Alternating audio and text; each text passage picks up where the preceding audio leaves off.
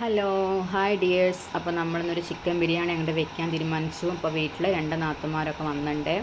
അപ്പോൾ നമ്മൾ എല്ലാവരും കൂടി ഒത്തുകൂടിയപ്പോൾ ഒന്ന് വെക്കാമെന്ന് കരുതി കേട്ടോ. നമ്മളിടയ്ക്ക് വെക്കാറുണ്ട് എപ്പോഴെങ്കിലുമൊക്കെ.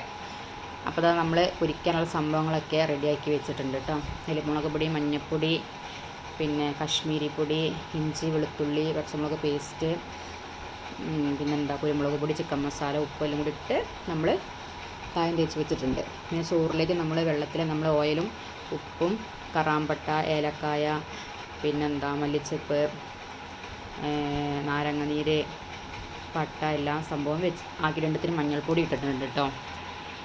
ഇപ്പോൾ വെള്ളം തിളച്ച് നമ്മൾ അരി കഴുകി അതിലിട്ടു.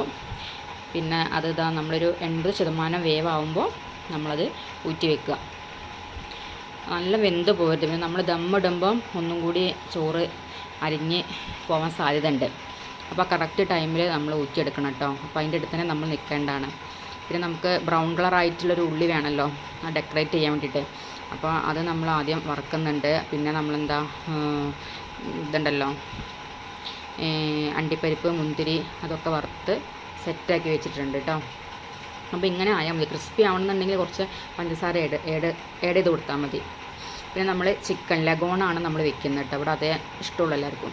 അപ്പോൾ അതിൽ കുറച്ച് മുളക് പൊടി എന്നാണ് പറയണത്, നമ്മളെ കുരുമുളക് പൊടി ഇല്ലേ, അതും മഞ്ഞൾപ്പൊടിയും ഉപ്പും ഇട്ടിട്ട് വേവിക്കുക. അപ്പോൾ ഇത് ഒരുപാട് വിസിൽ വന്നിട്ടുണ്ട്. പിന്നെ രണ്ടാമതും പിന്നെയും വെച്ച് നമ്മൾ വേവിച്ചെടുത്തതാണ് കേട്ടോ. പിന്നെ നമ്മൾ മസാല തയ്യാറാക്കുകയാണ്. അതിലേക്ക് നമ്മൾ ആദ്യം ഉള്ളി ഇട്ടു. ഉള്ളി നന്നായിട്ട് വാടണം കേട്ടോ. പിന്നെ നമ്മൾ അതിലേക്ക് തക്കാളി, പിന്നെ പച്ചമുളക്, ഇഞ്ചി, വെളുത്തുള്ളി പേസ്റ്റ്, മല്ലിപ്പൊടി, പിന്നെ കുരുമുളക് പൊടി, ബിരിയാണി മസാല എല്ലാം ആഡ് ചെയ്യാം. പിന്നെ തൈര്, നാരങ്ങനീര് അതും ആഡ് ചെയ്യാം. എന്നിട്ട് നന്നായിട്ട് വാട്ടിയെടുക്കുക. ഇത് ബിരിയാണിയൊക്കെ നല്ല സിമ്പിളാണ് വയ്ക്കുക. അപ്പോൾ എല്ലാവരും ഒന്ന് ട്രൈ ചെയ്ത് നോക്കുക. അറിയാത്തവരൊക്കെ കുറേശ്ശെ ആക്കിയിട്ട് ഉണ്ടാക്കി നോക്കുക കേട്ടോ. നമ്മൾ 2 കിലോൻ്റെ അരിയാണ് എടുത്തത്, 2 കോഴിയാണ് എടുത്തത്. അപ്പോൾ മസാലയൊക്കെ റെഡി ആയിട്ടുണ്ട്. ചിക്കൻ വെന്തു, ചോറ് സെറ്റായിട്ടുണ്ട്. അപ്പോൾ നമ്മൾ ദമ്മിടാൻ പോവുകയാണ്. അപ്പോൾ ചെറിയ പാത്രമായിപ്പോയി. നമ്മൾ ആദ്യം വലിയ പാത്രത്തിലാണ് ചോറ് ഊറ്റി പോയത്. അതുകൊണ്ട് ഇതിനെ ചെറിയ 2 പാത്രത്തിലാക്കിയിട്ട് നമ്മൾ ദമ്മ് ചെയ്താണ് ഇട്ടിക്കുകയാണ് കേട്ടോ. അടിപൊളി ടേസ്റ്റ് ആയിരുന്നു. ഒന്നും പറയില്ല, നമ്മൾ വെച്ചുകൊണ്ട് പറയില്ല കേട്ടോ. നല്ല ടേസ്റ്റായിരുന്നു. അപ്പോൾ എല്ലാവരും നമ്മുടെ വീഡിയോ ഒക്കെ കാണുക, നമ്മളെ സപ്പോർട്ട് ചെയ്യുക.